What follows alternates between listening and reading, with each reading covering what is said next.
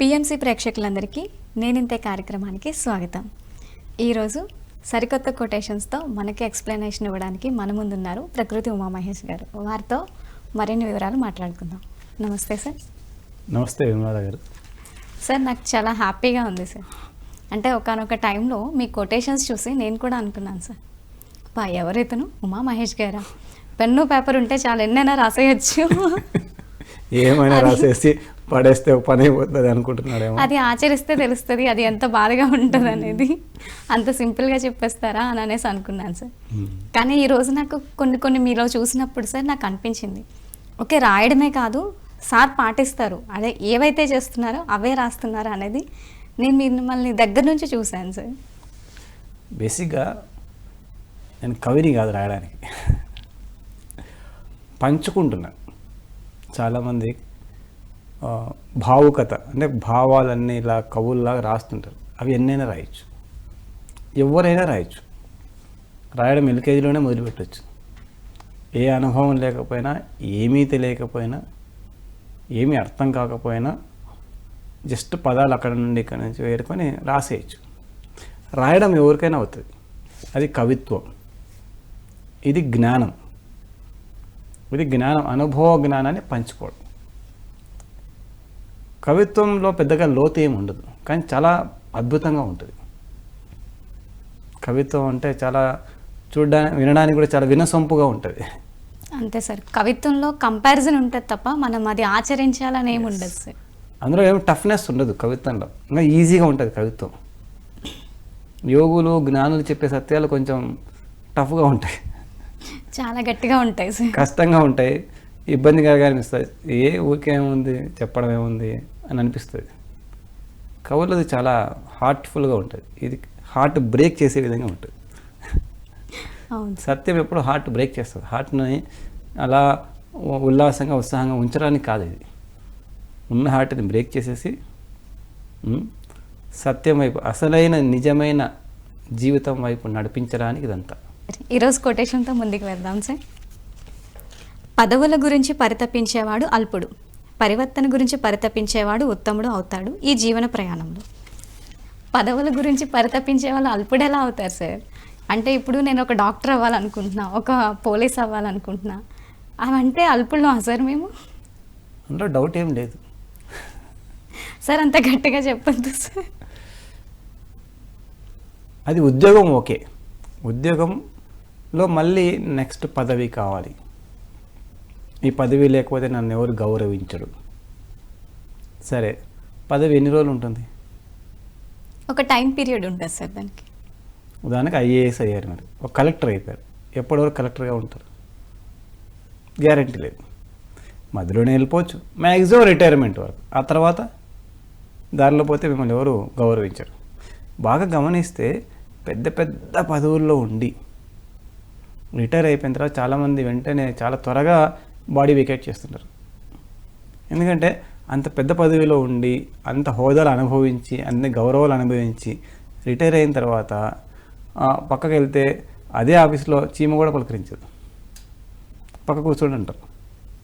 మళ్ళీ లైన్లో ఉండాలి. అది ఎవరు, ఈ దారిన పోయే వాళ్ళు ఎవరు కూడా పట్టించుకోరు. సీఎంను కూడా, పిఎంను కూడా పట్టించుకోరు, కేరే చేయరు. ఆ విషయాన్ని చూసి వీళ్ళు చాలా డీగ్రేడింగ్గా ఫీల్ అవుతుంటారు. 10 ఉన్న రోజులు బాగుంది, ఇప్పుడు నన్ను ఎవడు పట్టించుకోవట్లేదు అంటే బుర్రలో నీకు సొంత కాన్ఫిడెన్స్ లేదు. ఒక పదవి ఉంటే తప్ప నీకు కాన్ఫిడెన్స్ లేదు, పదవి ఉంటే తప్ప ఆనందం లేదు. అదే బుద్ధుడు తీసుకోండి, బుద్ధుడి దగ్గర ఏముంది? ఏ పదవి లేదు. పోలేండి కృష్ణుడు ఒక రాజు కాదు, ఆయన రాజకుమారుడే కానీ రాజు కాలేదు. ఆయన ఏ పదవి లేదు ఆయనకి. వాళ్ళ అన్నను రాజు చేశారు, ఏ పదవి లేదు. రాముడు పట్టాభిషేకం అవుతుందంటే కూడా వదిలేసినా కూడా ఏమీ కాలేదు ఆయనకి. చాలా హ్యాపీగా ఉన్నాడు, ఆనందంగా అడవులకు వెళ్ళాడు. ఆయనకు అడవులకు వెళ్ళడము అంతే ఈక్వల్, పట్టాభిషేకం చేయించుకొని రాజు కావడం కూడా అంతే ఈక్వల్. అంటే మహానుభావుడు, ఉత్తముడయ్యా ఆయన. ఉత్తముడు అయినా సరే మనకు రాముడు కనపడతాడు. ఎందుకు? ఆయనకు పదవి అనేది నథింగ్, కాబట్టి దేవుడు అయ్యాడు. పదవిని పట్టుకొని వేలాడిన వాడు దుర్యోధనుడు లాంటి వారు ఏమయ్యారు? పదవి కావాలి వాళ్ళకి రాజ్యాధికారం కావాలి. వాళ్ళంతా అల్పులు అయిపోయారు. సో పదవి కోసం పోరాడదామా, ఆ సత్యంలో భావాలతో మన ఆనందంతో మనం జీవిద్దామా? సార్ మరి ఒక రాజ్యం ఉందనుకోండి సార్, దాన్ని పాలించడానికి ఖచ్చితంగా రాజు కావాలి కదా సార్. ఇప్పుడు మనం ఉన్నాం, మనకి పోలీసులు కూడా అవసరమే కదా సార్, ఐఏఎస్ ఆఫీసర్. పోలీసులు ఉండాలి, అది ఉద్యోగము. కానీ పదవి కాంక్ష అనేది రాంగ్. ఇక్కడ పదవి కాంక్ష గురించి మాట్లాడుతుంది. పదవుల కోసం పరిగెత్తడం రాంగ్. పదవి వల్లనే వచ్చే ఒక గౌరవము దాని మీద ఆధారపడటం రాంగ్. మానవత్వం ఉదాహరణకు మదర్ తెరీసాకి ఏ పదవి లేదు. గాంధీ ఏమైనా పదవులు కోరుకున్నాడా? లేదు. సుభాష్ చంద్రబోస్ లేదు. మహానుభావులు చాలామందిని చూస్తే వాళ్ళకి ఏ పదవి లేకుండా వాళ్ళని వారుగా గౌరవించారు. వాళ్ళు ఈ ప్రపంచానికి ఎంత చేయాలో అంతకంటే ఎక్కువనే చేశారు. పదవిలో ఉండే వాళ్ళు చేసిన దానికంటే గాంధీ చేసిన వాళ్ళకి చాలా ఎక్కువ. సార్ ఇప్పుడు ఒక పర్సన్ వచ్చేసి బాగా సొసైటీకి హెల్ప్ చేయాలి, ఏదైనా సేవ చేయాలని చెప్పి ఐఏఎస్ అవ్వాలనుకున్నారు సార్. అవును, మరి ఐఏఎస్ చేయగలుగుతున్నారా? ఐఏఎస్ వెళ్ళి ఇంకొక పదవి ఉన్న వాడి కింద పనిచేయాలి, వాడు ఏం చెప్తే అది చేయాలి. అంతేకాని సొంత ఫ్రీడమ్ ఐఏఎస్కి ఉండదు. మదర్ తెరీసాకు ఉన్న ఫ్రీడము, గాంధీకి ఉన్న ఫ్రీడము, సుభాష్ చంద్రబోస్కు ఉన్న ఫ్రీడము కలెక్టర్కి ఉండదు. కలెక్టర్ బందీ, ఒక చిన్న జైలు నుంచి పెద్ద జైలుకి వెళ్ళినట్టే. సేవ చేయాలి అనుకుంటే పదవి అవసరమే లేదు. ప్రతిసారికి ఏ పదవి ఉంది? ఏం లేదు. ఇప్పుడు పిఎంసీలోకి వచ్చి నేను వీడియోలు చేస్తాను, నాకేం పదవి లేదు. మీకు పదవి ఉందేమో, నాకు లేదు. కొటేషన్లు రాయడానికి పదవి అవసరం లేదు, పుస్తకాలు రాయడానికి పదవులు అవసరం లేదు. అసలు సేవ చేయడానికి పదవికి సంబంధమే లేదు. సేవా దృక్పథం ఉండాలి. మనం అనుకుంటాం ఇది ఒక తెలియని ఒక భ్రమ, నాకు మంచి పదవులు ఉంటే నేను ఇంకా ఏదైనా చేయగలుగుతాను. పదవుల్లో ఉన్నవారు పెద్ద బందీలో ఉన్నట్టే. ఎందుకంటే కలెక్టరే ఉంటాడు, ఆయనకు చాలా రూల్స్ అండ్ రెగ్యులేషన్స్ ఉంటాయి. ఈ కండిషన్ల ప్రకారమే చేయాలి. కండిషన్ కొద్దిగా డివేట్ అయినా క్వశ్చన్ చేస్తారు, ఎందుకు డివేట్ అయినా? నీ సొమ్ము కాదు నువ్వు చేయడానికి, నీ ఇష్టం వచ్చి చేయడానికి. ఉదాహరణకు ఒక మెడిటేటర్ కలెక్టర్ అయ్యారు అనుకోండి, ఆ పిరమిడ్కి ల్యాండ్ రాసి చేయొచ్చు అనుకుంటున్నారా? లేదే. పిరమిడ్కి ల్యాండ్ రాసి ఇవ్వాలంటే ఆయన రూల్స్ ప్రకారమే ఇవ్వాలి. ఏది చేయలేరు. కలెక్టర్ నిమిషానికి ఒకసారి పిరమిడ్కి రాలేడు. గంటకు ఒకసారి దానికి మన పిరమిడ్కి వచ్చారనుకోండి, ఎందుకు పోతున్నావు, వాళ్ళకి సహాయం ఎందుకు చేస్తున్నావు అని 100 మంది ప్రశ్నిస్తారు, 1000 మంది ప్రశ్నిస్తారు.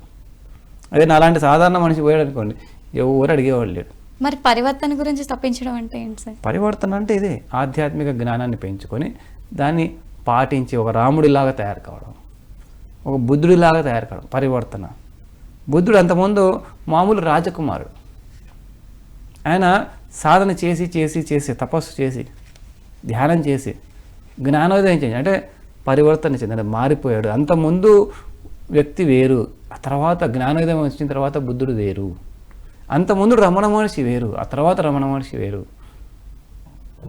అంతకుముందు ఆయన పేరు కూడా మార్చేసుకున్నాడు. వివేకానందుడు వేరు, అంతకుముందు నరేంద్రుడు. ఆయన రమణ మహర్షి రామకృష్ణ పరమహంస గారి దగ్గరికి వెళ్ళిన తర్వాత వివేకానందుడిగా మారిన తర్వాత అసలు ఆయన ఆ వ్యక్తే కాదు, ఉత్తముడు. మనకు ఉత్తములు అంటే ఎవరు గుర్తొస్తారు? పదవిలో ఉన్న వాళ్ళు గుర్తొస్తారా? కాదు సార్. రాముడు పదవిలో ఉన్నా కూడా ఆయన విధానం వల్ల ఉత్తముడయ్యాడు. రాజు కాబట్టి ఉత్తముడు కాదు. వివేకానందుడు ఉత్తముడు, రాఘవేంద్ర స్వామి ఉత్తముడు. మన ఉత్తముడు అనేసరికి యోగులు జ్ఞానులు గుర్తొస్తారు, అంతేకాని రాజులు. అలెగ్జాండర్ గుర్తురాడు ఉత్తముడు అంటే, పురుషోత్తముడు గుర్తొస్తాడు. అలెగ్జాండర్ని ఎదిరించిన ఒక పురుషోత్తముడు అనే ఒక మహారాజు ఉన్నాడు, పోరాడాడు, ఆయన గుర్తొస్తాడు మనకి. అలెగ్జాండర్ గుర్తురాడు. ఆయన ఏదో విజయం సాధించుండొచ్చు, ప్రపంచాన్ని జయించాడు, కానీ ఉత్తముడు అనేసరికి మనకి అలెగ్జాండర్ గుర్తురాడు. సోక్రటీస్ గుర్తొస్తాడు, అరిస్టాటిల్ గుర్తొస్తాడు. వీళ్ళు జ్ఞానులు. మనం ఏ చరిత్ర అని చదువుకున్నా ఉత్తములు అనేసరికి కొట్టండి, ఉత్తములు అని ఏమన్నా గూగుల్లో కొట్టండి, గూగుల్ కూడా మీకు యోగులనే చూపిస్తుంది, జ్ఞానులు యోగులనే చూపిస్తుంది. వీళ్ళు పరివర్తన చెందారు. ఒక సగటు మనిషి నుంచి ఒక యోగిగా, ఒక జ్ఞానిగా, ఒక దేవుడిలాగా మారిపోయారు. వారు గొప్పవారు, వారిని మనం ఆదర్శంగా తీసుకోవాలి. అప్పుడు ఈ ప్రపంచానికి ఏదైనా మేలు జరుగుతుంది. ఉద్యోగాలు అందరూ చేస్తారు, నాకు ఉద్యోగం ఉంది, నాకు ఒక పదవి ఉంది, నేను ఒక సాఫ్ట్వేర్ ఇంజనీర్, ఈ ప్రపంచానికి ఏం చేయగలుగుతానా? మహా అయితే ఒక సాఫ్ట్వేర్ తయారు చేసి నన్ను పొట్టకుట్టి కోసం డబ్బులు సంపాదిస్తున్నాను. నేను ఒక కారు కొనుక్కుంటా, ఒక బంగ్లా కొనుక్కుంటా, ఒక ఇల్లు కొనుక్కుంటా. నేను ఒక సాఫ్ట్వేర్ ఇంజనీర్ అయితే ఏం చేయలేకపోతున్నా. కానీ ఒక ధ్యానిగా చాలా చేయగలుగుతున్నాను, ఒక జ్ఞానిగా చాలా చేయగలుగుతున్నాను. సో నాలో నేను మార్పులు తెచ్చుకున్న తర్వాత నా మార్పు ద్వారా ఎన్నో చేయగలుగుతున్నాను, ఒక్క రూపాయి ఖర్చు లేకుండా, ఒక్కరి సహాయం కూడా ఏమీ లేకుండా. ఎవరు అవసరం లేదు సేవ చేయాలనుకున్న వారికి. ఏ పదవి అవసరం లేదు, సేవా దృక్పథం ఉంటే చాలు. సో పరివర్తన చెందిన వాడికి సేవా దృక్పథం లోపల నుంచి వస్తుంది, బయట ఉన్న పదవుల వల్ల కాదు. అంటే సార్ మనం ఏదైనా ఒకటి చేయాలనుకుంటే దానికి పదవితో సంబంధం లేదు. ఏం అవసరం, నాకే పదవి లేదు కదా పిఎంసీలో. పత్తసారికి ఇక్కడ ఏమైనా పదవి ఉందా? పత్తసారికి ఇక్కడ ఏం పదవి లేదు. పత్రి సార్ అంటే మాస్టర్ సార్. మొదటి నుంచి లేదు కదా ఆయన పదవి. ఇప్పుడంటే సరే, ఇప్పుడు పిఎంసీ అనేది వచ్చింది. సో మొదటి నుంచి ఏ పదవి లేదు, ఆయన ఏ ట్రస్ట్లో లేడు. ఓంకారేశ్వర పిరమిడ్ అనే ఒక ట్రస్ట్ ఫామ్ చేసిన, ఆ ట్రస్ట్లో పత్తసారి ఒక గురువు అని మెన్షన్ చేసిందా, నాకు పదవి లేదే. కానీ అసలు ఓంకారేశ్వర పిరమిడ్ ఎక్కడి నుంచి వచ్చింది? పత్తసారి వల్ల వచ్చింది. ఇన్ని పిరమిడ్లు ఎక్కడి నుంచి వచ్చాయి? పత్తసారి పదవిలో ఉండడం వల్ల వచ్చిందా? ఆయన అథారిటీ వల్ల రాలేదు, ఆయన జ్ఞానం వల్ల వచ్చింది. సో జ్ఞానం ఉంటే ఆటోమేటిక్గా మనం ఏం చేయాలో అది కామ్గా చేసుకొని వెళ్ళిపోతూ ఉంటాం, హ్యాపీగా చేస్తాం. ఏ జ్ఞానికి ఏ పదవి లేదు. పదవులు ఏదో చిన్నగా ఒక పక్కన ఉండొచ్చేమో, పదవి వల్ల వాళ్ళు ఏం పని చేయలేదు, వాళ్ళ జ్ఞానం వల్ల పని చేస్తారు, వాళ్ళు మారడం వల్ల పని చేస్తారు. పరమహంస యోగానందకి ఏ పదవి లేదు, ఆయన జ్ఞానం వల్ల ఏదో ఒక పదవి ఇచ్చిండొచ్చు, ఏదో ఒక పోస్ట్ ఇచ్చిండొచ్చు. జ్ఞానం వల్ల వాళ్ళ యొక్క అపారమైన జ్ఞానం ప్రపంచానికి ఉపయోగపడుతుంది కాబట్టి ఏదో గౌరవప్రదంగా ఏదో బిరుదులు ఇచ్చిండొచ్చు, అలా ఏదో ఇచ్చిండొచ్చు. బ్రహ్మర్షి అని ఇవన్నీ వాళ్ళకి లెక్కలోకి రావు. పత్తసారికి బ్రహ్మర్షి అని ఇచ్చిన బిరుదు లెక్కలోకి రాదు. ఆయన జ్ఞానం ముందు బ్రహ్మర్షి ఇంత చాలా చిన్నది. బుద్ధుడి జ్ఞానం ముందు ఆయన రాజ్యం చాలా చిన్నది. బుద్ధుడి తండ్రి వచ్చి అడిగాడు బుద్ధుడిని, మళ్ళీ రాజ్యానికి వచ్చేయచ్చు కదా, జ్ఞానోదయం అయిపోయింది, నువ్వు ఏ తెలుసుకున్నావు అంటే, నాకు దీనివల్ల వచ్చిన లాభం ఏం లేదు, నేను చేయవలసిన పని చాలా ఉంది. ఈ పదవిలో ఉంటే, ఓ రాజుగా ఉంటే నేను కొంచెమే చేస్తాను, రాజుగా లేకుంటే ఇంకా ఎక్కువ చేస్తానని ఇంకా ఎక్కువ చేశాడు. ఈ ప్రపంచానికంతా వెలిగించాడు. రాజుగా ఉంటే ఆ రాజ్యానికి పరిమితం అయిపోవాలి, లేదంటే విశ్వమంతా ఆయనదే, ప్రపంచమంతా ఆయనదే. అంటే బాధ్యతల్లో ఉంటే మనకి లిమిటేషన్ వస్తుంది అంటారా సార్? పదవి అనే ఒక కాంక్ష అహంకారంలో ఉంటే లిమిటేషన్లో ఉండిపోతాం. బాధ్యతలు ఉండాలి.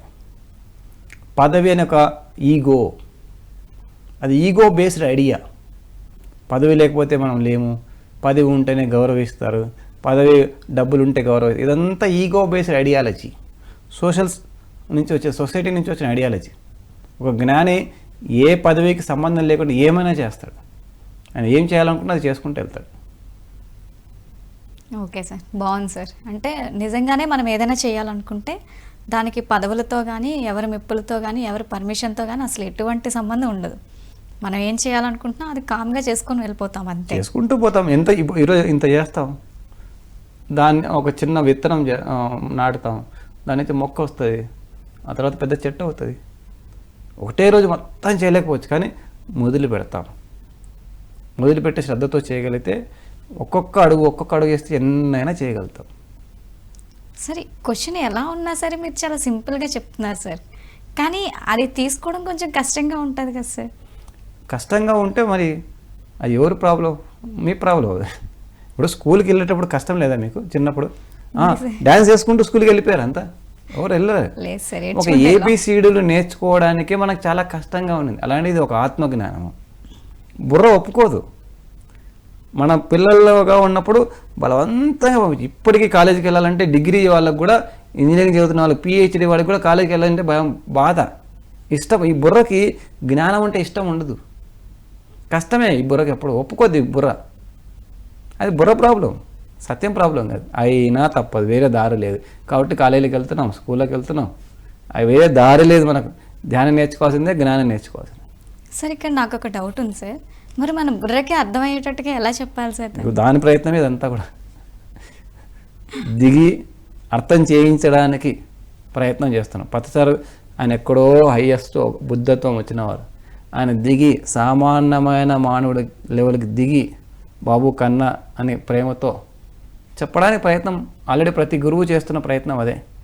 మన బుర్రలు ఒప్పుకో, లేదు లేదు నేను ఈ బంధాలు ఉండాల్సిందే, ఈ బురదలో ఉండాల్సిందే, ఈ ఏడుపులు ఏడవాల్సిందే, వద్దు ఆయన నువ్వు బాగుపడు, నువ్వు ఆనందంగా ఉండొచ్చు, ఎప్పుడైనా ఎక్కడైనా ఆత్మవిశ్వాసంగా ఉండొచ్చు, లేదంటే మనం ఒప్పుకోం. మనకు బురదే ఇష్టం. ఆ బురదలో ఇలా గోక్కుంటుంటే దురద వస్తుంటే మనకు చాలా ఇష్టం, చాలా తృప్తిగా ఉంటుంది. గోక్కుండా వేరే దారి ఉంది అని యోగులు వచ్చి చెప్తుంటారు. మన మనసు ఒప్పుకోదు. ఎందుకంటే ఇప్పుడు వచ్చే ఇన్స్టెంట్ హ్యాపీనెస్ ఇంపార్టెంట్ కదా మనకి. ఇప్పుడు హ్యాపీగా ఉంటాయి ఇలా అనుకుంటుంటే. అట్లా కాదు, డాక్టర్ ఉన్నాడు దీనికి రాసుకుంటే పర్మనెంట్ సొల్యూషన్ వస్తుంది అంటే మనం ఒప్పుకోం. మనం ఆధ్యాత్మికము పర్మనెంట్ సొల్యూషను, లౌకికము టెంపరీ సొల్యూషన్. మనకు తెలియకుండా టెంపరీ దాని మీద పరిగెడతా ఉంటాం. ఒప్పుకోదు మనసు. ఒప్పించడానికి మనం మానవ ప్రయత్నం చేస్తున్నాం. దానికోసమే పుస్తకాలు రాయడం, దానికోసమే కొటేషన్ రాయడం, వీడియోలు, క్లాసులు అన్నీ దానికోసమే. ఈజీగా ఏమైనా అందించగలుగుతామేమో అని ఒక తాపత్రయం. సార్ నెక్స్ట్ కొటేషన్ సార్, స్నేహం ఉన్న చోట అహం ఉండదు, అహం ఉన్న చోట స్నేహం ఉండదు. స్నేహం అంటే స్వాతంత్రం, స్నేహం అంటే సమానత్వం. స్నేహం ఉన్న చోట అహం ఉండదు అన్నారు సార్. కానీ ఒక్కొక్కసారి మనం రెస్పాన్సిబిలిటీగా ఫీల్ అవుతాం కదా సార్. ఇప్పుడు నాకు బాగా క్లోజ్ ఫ్రెండ్ ఉన్నారు సార్, నన్ను వదిలేసి వేరే వాళ్ళతో తిరుగుతూ ఉంటే నాకు కొంచెం బాధ అనిపిస్తుంది కదా సార్. అది అటాచ్మెంట్, అహం కాదు. అటాచ్మెంటా సార్? మరి అహం ఏంటి సార్? అంటే నా ఫ్రెండ్ అహం అంటే నేను ఎక్కువ తక్కువ. ఇప్పుడు మీరు నన్ను క్వశ్చన్ అడుగుతున్నా కాబట్టి మీరు తక్కువ, మీరు చీప్, నేను గొప్పవాడు ఇక్కడ. అది ఫ్రెండ్షిప్లో ఎలా వస్తుంది సార్? అదే రాదంటారు. వచ్చింది అంటే అక్కడ ఫ్రెండ్షిప్ లేదు. అంటే ఇలా వస్తుంది కదా సార్. ఒక్కొక్కసారి మనం ఏదైనా చెప్పినప్పుడు వినకపోతే, అరే నేను అంతలా గైడ్ చేస్తున్నాను, నేను అంతలా తన మంచి కోసం కోరుకుంటున్నాను, నా మాట కాదని వాళ్ళ మాట అలా అనుకుంటారేంటి, నేను మాట్లాడను, మరి ఇక్కడ నుంచి నేను అసలు ఏం చెప్పను, ఎలా పోతారో పోని అని అనుకుంటాను. కట్ అయిపోయింది. మరి అహం అంటే అది అహం సో అవుతుందా సార్? ఈగో ఒకవేళ ఉంటే మనకు, మనం ఫ్రెండ్లీగా మాట్లాడలేము ఎవరితో. అది చెప్పదలుచుకున్నాను అక్కడ. ఓకే. ఎవరితో అయినా ఫ్రెండ్షిప్ చేయాలి, ఎవరితో కంఫర్టబుల్గా మాట్లాడగలిగి ఉండాలి. అంటే నేనిది, నేను మంచివాడిని, నాకు అన్నీ తెలుసు, నేను చాలా పర్ఫెక్ట్, నేనే పర్ఫెక్ట్, లేక నేను సాఫ్ట్వేర్ ఇంజనీర్ని అనుకుంటే మీతో మాట్లాడలేను. నేను ఒక డాక్టర్ అనుకుంటే మీతో మాట్లాడలేను. నేను మగవాడిని, ఇప్పుడు మీరు ఆడపిల్ల, మాట్లాడలేను. నేను మగవాడిని ఆడపిల్లతో మాట్లాడే అనుకునే వాళ్ళు కూడా ఈ ప్రపంచంలో ఉండేవారు. ఇప్పుడు తగ్గిపోయింది. ఒకప్పుడు పురుషాహంకారం చాలా ఉండేది. కాబట్టి స్త్రీలను అగౌరవంగా చూశారు. స్త్రీలతో ఫ్రెండ్లీగా మాట్లాడగలిగేవాళ్ళు కాదు. కాలు కింద చెప్పులాగా చూసిన కాలం ఉంది. ఎంత ఎక్కడి నుంచి వచ్చింది? ఈగో. ఏదో ఒక రకమైన ఐడెంటిఫికేషన్. దాన్ని ఓవర్గా పూసుకోవడం వల్ల ఎవరితోనో ఆనందకరంగా ఫ్రెండ్లీగా ఉండగలిగేవాళ్ళు కాదు. ఎక్కడైతే ఇది డ్రాప్ చేస్తామో, ఎప్పుడైతే అది డ్రాప్ చేస్తామో అప్పుడు కొద్దిగా నవ్వుకుంటూ ఫ్రెండ్లీగా హ్యాపీగా మాట్లాడతాం. లేకపోతే నవ్వలేము, నవ్వు రాదు. నేను ఎక్కువ, మీరు తక్కువ, ఎక్కట్లో నవ్వు వస్తుంది? హ్యాపీగా నవ్వుతూ మాట్లాడలేము. మనకంటే తక్కువ వాళ్ళతో మాట్లాడలేము, మనకంటే ఎక్కువ అనుకున్న వాళ్ళతో కూడా హ్యాపీగా మాట్లాడలేము. సమానత్వం, అందుకే రెండు రోజులు సమానత్వం. ఫ్రెండ్షిప్ అంటే సమానత్వం. ఇలా చూసి ఇప్పుడు మీతో మాట్లాడానుకోండి, ఏంటండి విమల గారు అంటే మిమ్మల్ని చీప్గా చూస్తున్నట్టు, చెప్పండి అంటే సమానత్వంలో ఉన్న వాళ్ళు ఏం చేస్తారు? Face to face, I to I, అవునా కదా? ఇలా మాట్లాడదు, అయ్యండి విమల గారు బాగున్నారా మాట్లాడదు. అట్లా కాదు, చెప్పు. సార్ ఒక్కొక్కసారి మనకు అవతల వాళ్ళ ప్రవర్తన నచ్చక కూడా మాట్లాడడం కదా సార్. అంటే వాళ్ళు మనల్ని, ఫ్రెండ్షిప్ లేదు కదా అక్కడ. అంటే ఇప్పుడు మీరు అన్నారు కదా సార్, ఎవరితోనైనా మాట్లాడాలి, ఫ్రెండ్షిప్ చేయాలి అంటే మనలో అహం ఉండకూడదు. అహం లేనప్పుడు ఇలా మాట్లాడతాం, నచ్చినప్పుడు కూడా ఇలా మాట్లాడతాం. చెప్పండి, ఫ్రెండ్షిప్పే లేదు అక్కడ. నచ్చడం లేదంటే ఫ్రెండ్షిప్ లేదు. దానికి ఇంకేదో రీజన్ ఉంటుంది కదా సార్, వాళ్ళు మనతో ప్రవర్తించిన రీజన్ ఏదైనా ఫ్రెండ్షిప్ లేదు. మన ఫ్రెండ్షిప్ కావాలి అనుకుంటే అన్ని రీజన్స్ పక్కన పెట్టాలి, అన్ని ఎక్కువ తక్కువలో పక్కన పెట్టాలి, అన్ని ఇష్టాయిష్టాలు పక్కన పెట్టాలి.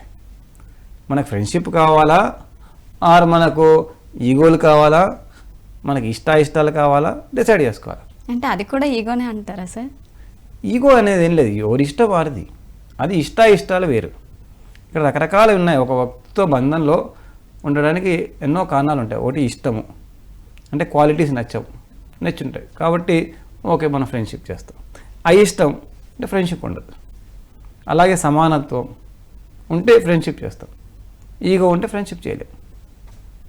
అటాచ్మెంట్, ఫ్రెండ్షిప్లో మెల్లగా కొద్ది రోజులకు అటాచ్మెంట్ రావచ్చు, దానివల్ల కొద్దిగా పొజిషన్ వచ్చి నా మాట వినాలి అని అనుకోవచ్చు, అది వర్కౌట్ అవుతుంది. సో ఈ ఎలాంటి ఎక్స్ట్రా థింగ్స్ ఉన్నా, స్వేచ్ఛ లేకుండా, సమానత్వం లేకుండా, ఈగో ఉంటే, ఆ అటాచ్మెంట్స్ ఉంటే అది ఎక్కువ కాలం నడవదు. ఆ ఫ్రెండ్షిప్ హార్మోనీ ఉండదు, కంఫర్ట్ ఉండదు, ఫ్రెండ్షిప్లో రిలాక్సేషన్ ఉండదు. మన ఫ్రెండ్ దగ్గరికి ఎందుకు వెళ్తాం? రిలాక్స్ కోసం. మన అమ్మ దగ్గర, నాన్న దగ్గర, భర్త దగ్గర, భార్య దగ్గర కంటే మనం ఎక్కడ ఎక్కువ రిలాక్స్గా ఉంటామంటే ఫ్రెండ్ దగ్గర. ఓపెన్గా ఏదైనా మాట్లాడుకో, వాడి దగ్గర ఏం జడ్జిమెంట్స్ ఉండవు. అర్థం చేసుకుంటారు, కంఫర్టబుల్గా ఉంటుంది అని మనం ఫ్రెండ్ దగ్గరికి వెళ్తాం. అక్కడ వెళ్ళిన తర్వాత మళ్ళీ మన ఈగోనో ఆర్ వాళ్ళ ఈగో ఉంటే ప్రాబ్లమే. మరి స్వాతంత్రం అంటే ఏంటి సార్? స్నేహం అనేది స్వాతంత్రం అన్నారు కదా సార్. అవును, స్వాతంత్రం మనం ఎప్పుడు ఇస్తాం? నేను నాది అనే అటాచ్మెంట్ లేకుంటే ఇస్తాం. నా ఫ్రెండ్ నా మాటే వినాలి, ఎవరి మాట వినకూడదు. కొంచెం ఫ్రెండ్షిప్ బాగా చేసినప్పుడు బెస్ట్ ఫ్రెండ్ అంటే అది ఉంటుంది కదా సార్. అదే అన్నీ రాంగ్. అంటే దానివల్లనే ఫ్రెండ్షిప్ వీక్ అవుతూ ఉంటుంది. వీక్. ఏమైనా ఆస్తి రాసిచ్చారా ఏంటి? జీవితకాలం భార్యాభర్తలకే గ్యారెంటీ లేదు ఇక్కడ. సార్ అన్ని రోజులు అంతలా కలిసి ఉన్నాము, ఒకే కంచం ఒకే మంచం అన్నట్టున్నాం సార్. కలిసి ఉంటే ఇప్పుడు మీకు చిన్నప్పుడు ఫ్రెండ్స్ ఉంటారు, ఇప్పుడు మీరు పెళ్లి చేసుకోలేదా? చేసుకున్నాం. ఇప్పుడు అంత టైం ఇప్పుడు వాళ్ళతో మాట్లాడగలుగుతున్నారా? మాట్లాడలేము సార్. ఏ ఫ్రెండ్ ఇంపార్టెంట్ కదా, వెళ్ళండి. వాళ్ళందరూ just friends sir, best friend వేరు కదా సార్. బెస్ట్ ఫ్రెండ్స్ దగ్గరికి వెళ్తున్నారా ఇప్పుడు? అంత టైం వెళ్తున్నారా? వెళ్ళట్లేదు సార్. ఏ టైం లేదు సార్. సో అన్నీ ఉత్తుత్తి ఫ్రెండ్షిప్లే, నిజమైన ఫ్రెండ్షిప్ లేదు ఇక్కడ. అంటే మనకు మన వరకు వచ్చేసరికి మనకు అది కాదు, ఫ్రెండ్షిప్ కాదు, మన భర్త ఇంపార్టెంట్. సార్ ఫోన్స్లో కాల్లో మాట్లాడతాం కదా సార్. అంతకుముందు అంత ఎక్కువ మాట్లాడుతున్నారా? అంతసేపు మాట్లాడట్లేదు సార్. అంటే ఈ అటాచ్మెంట్లు అన్నీ కూడా అవతల వాడి మీద రుద్దడానికి. మనకు నిజంగా ఏదన్నా మన భర్తనో భార్యనో మన పిల్లలు వస్తే ఈ ఫ్రెండ్ లేదు, ఎవడు లేడు. అవతల వాడి మీద రుద్దడానికి అటాచ్మెంట్లు, అవతల వాడిని మనం అనుకున్నట్టుగా కన్వీనియంట్గా కంట్రోల్ చేయడానికి అటాచ్మెంట్లు. నిజమైన ఫ్రెండ్షిప్లో ఓకే వెళ్ళు, నాతో కాదు 100 మంది ఫ్రెండ్షిప్ చేయి, నేను కాదు నాలాంటి 100 మంది బెస్ట్ ఫ్రెండ్స్ని తయారు చేసుకో, ఎవరొద్దంటారు? అది ట్రూ ఫ్రెండ్షిప్. అట్లా కాదు, నువ్వు నా ఫ్రెండ్ కాబట్టి కట్టేస్తాను ఇక్కడే, నా చుట్టే తిరగాలి, ఇంకెవరితో ఫ్రెండ్షిప్ చేయకూడదు. Wrong friendship. మరి కొంతమంది ఫీల్ అవుతూ ఉంటారు సార్. ఫీల్ అవ్వకూడదు, అగైనెస్ట్ స్పిరిచువాలిటీ.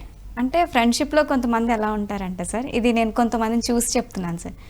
ఇప్పుడు మీరు అన్నట్టు మనం ఎక్కువగా రిలాక్స్ అయ్యేది ఫ్రెండ్ దగ్గరే సార్. అండ్ ఈవెన్ మీరు అన్నట్టు పేరెంట్స్తోని హస్బెండ్తో కూడా షేర్ చేసుకోవాలని చాలా విషయాలు ఫ్రెండ్స్ దగ్గర ఓపెన్ అవుతాం సార్.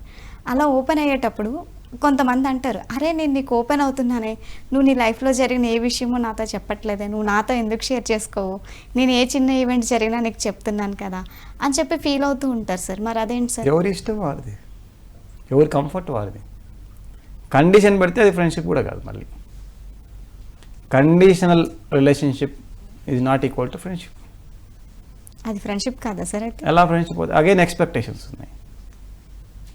ఎక్స్పెక్టేషన్స్ ఉన్నాయి, కండిషన్స్ ఉన్నాయి, అటాచ్మెంట్స్ ఉన్నాయి, ఈగోలు ఉన్నాయి. ఏమీ లేకపోతేనే ఫ్రెండ్షిప్ అనేది ఒక కంఫర్ట్లో ఉంటుంది. అదర్వైజ్ ఏదో ఒక ఇబ్బంది వచ్చి ఎక్కువ కాలం కొనసాగదు, ఆర్ ఎక్కువసేపు ఉండలేము మనం, కొద్దిగా చాలలేగా అని వచ్చేస్తాం. అయితే ఎలా చేయాలంటారు సార్ ఫ్రెండ్షిప్ అనేది? ఏ కండిషన్స్ పెట్టుకోకూడదు, ఏ ఎక్స్పెక్టేషన్స్ పెట్టుకోకూడదు, ఏ ఎక్కువలో ఉండకూడదు. అప్పుడు ఫ్రెండ్షిప్ కుదురుతుంది, రిలాక్సేషన్ వస్తుంది. లేదంటే ఎక్కువలు తక్కువలు, కండిషన్స్, రూల్స్, రెగ్యులేషన్స్ అవన్నీ ఇంకా మిగతా రిలేషన్స్కి ఫ్రెండ్షిప్కి ఏదో తేడా అండి. ఫ్రెండ్షిప్ అంటేనే no conditions, no expectations, equality, ఇలాంటివన్నీ ఉంటాయి ఫ్రెండ్షిప్ అంటే. సో ఒక మనిషికి ఎక్కువ మంది ఫ్రెండ్స్ లేరు అంటే ఓకే, ఆ మనిషి ఎక్కువ కండిషన్లలో ఉండడు, హిజ్ మైండ్ ఈజ్ కండిషన్డ్. నేను ఎక్కువ మందితో ఫ్రెండ్షిప్ చేయను, నాకు కొన్ని కండిషన్లు ఉన్నాయి, నాకు కొన్ని రూల్స్ అండ్ రెగ్యులేషన్స్ ఉన్నాయి, నేను ఇంతే అనుకుంటా. కాబట్టి నాతో మాట్లాడడం కొంచెం కష్టం, నేను ఎవరితో మాట్లాడను. నా కండిషన్స్కి సాటిస్ఫై అయ్యే ఒకరో ఇద్దరితోనే నేను మాట్లాడతాను, అందరితో ఫ్రెండ్షిప్ చేయను. నాది కండిషనల్ ఫ్రెండ్షిప్. అదేంటి సార్, ఎందుకు సార్ ఫ్రెండ్షిప్ చేయరు? మీకు అదే తెలుసు కదా సార్. నాకు ఫ్రెండ్షిప్ కంటే నా లక్ష్యం నాకు ఇంపార్టెంట్. నాకు లక్ష్యం ఇంపార్టెంటా ఫ్రెండ్షిప్ ఇంపార్టెంట్ అంటే నాకు ఫ్రెండ్షిప్ ఇంపార్టెంట్ కాదు, నాకు లక్ష్యం ఇంపార్టెంట్. సో నా లక్ష్యానికి తగిన విధమైన కండిషన్లతో ఉండగలిగే వాళ్ళు వస్తే తగినంతసేపు మాట్లాడతాను. కండిషన్ ఉంటే ఫ్రెండ్షిప్ ఉండదని మీరే చెప్పారు. అది లేదు నాకు, I don't have any friends. అంటే మీరు ఫ్రెండ్షిప్ చేయరా సార్ ఎవరితోని? ఏదో అప్పుడప్పుడు సరదా కొద్దిసేపు మాట్లాడతా. నాకు నా లక్ష్యం ముఖ్యం, నాకు ఫ్రెండ్స్ కాదు ముఖ్యం. ఫ్రెండ్షిప్ కావాలనుకున్న వాళ్ళ గురించి ఇదంతా. నాకు ఫ్రెండ్షిప్, రిలేషన్షిప్స్, అమ్మలు, నాన్నలు, అక్కలు, బంధువులు, తమ్ముళ్ళు, భార్యలు ఇవన్నీ నాకు ఇంపార్టెంట్ కానీ కాదు. నేను ఒక సన్యాసిని. నాకు నా లక్ష్యం ఇంపార్టెంట్, నాకు నా దారి ఇంపార్టెంట్, నాకు మనుషులు ఇంపార్టెంట్ కానే కాదు. I don't live with people, I live only with my truth, what ever I know. I don't live with అది నచ్చి ఆ నిమిషానికి ఈరోజు మీరు వచ్చారు. నాకు భిన్నంగా ఎపిసోడ్ కావాలి ఈరోజు ఎలాగైనా, కాబట్టి మిమ్మల్ని రిక్వెస్ట్ చేసుకుని ఏదో విధంగా చేయండి ప్రోగ్రామ్ అని. నాకు నా పని ఇంపార్టెంట్, నాకు విమల ఇంపార్టెంట్ కాదు ఇక్కడ. నాకు ఈరోజు ఎపిసోడ్ అయ్యిందా లేదా, దట్స్ ఆల్. నా లక్ష్యం అయిపోయింది కదా, నేను లక్ష్యాన్ని నేను సాధించుకున్నాను. అవును సార్. లేకపోతే ఈరోజు స్నేహ గారు ఉండాలి, స్నేహ గారికి పాపం కుదరలేదు, ఏం చేద్దాం? స్నేహ గారికి కుదరలేదని ఈరోజు ఎపిసోడ్ ఆపేస్తాం? ఎపిసోడ్ అవ్వాల్సిందే. స్నేహ గారు ఉంటే మంచిది, లేకపోయినా ఏదో ఒక విధంగా నేను ఈ ఎపిసోడ్ నడిపించేసే తీరుతాను.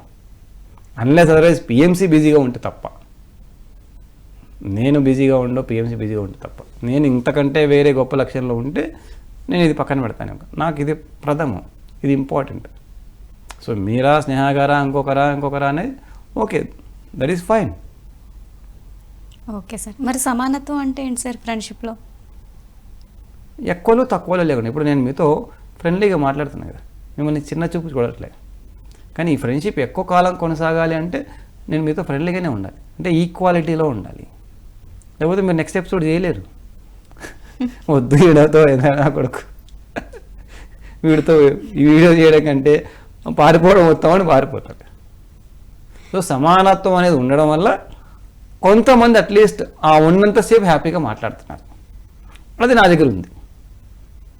Okay sir. అంటే ఇప్పుడు మీరు ఏమంటారంటే ఫ్రెండ్షిప్ చేసినప్పుడు వాళ్ళు ఎప్పుడు మాట్లాడితే మనం అప్పుడు మాట్లాడాలి, హ్యాపీగా. వాళ్ళు మాట్లాడలేదంటే మనం ఓకే లైట్ తీసుకోవాలి. ఉంటే మంచిది, పోతే ఇంకా మంచిది. ఎవరికి కావాలి స్వేచ్ఛ. సార్ పక్కన ఎవరు లేకుండా అరే మన ఫీలింగ్స్ ఎవరితో షేర్ చేసుకోకుండా ఎలా సింహానికి ఎవరు అవసరం లేదు. మీరు సింహమా గొర్రెనా డిసైడ్ చేసుకోండి.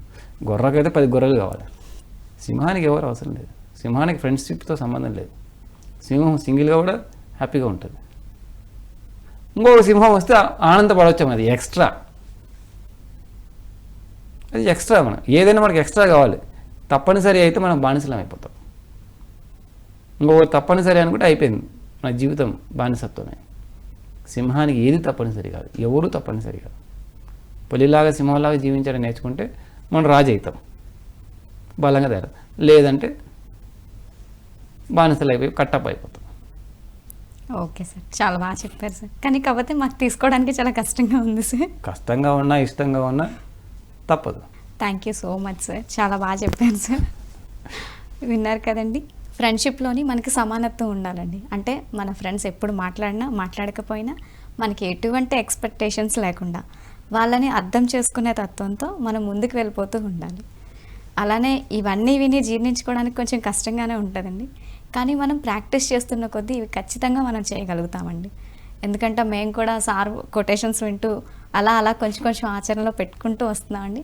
స్టార్టింగ్లో చాలా కష్టం అనిపించేది, కానీ ఇప్పుడు కొంచెం కొంచెం సరే మనం చేస్తూ ఉంటే మనకు అవుతూ ఉంటుంది.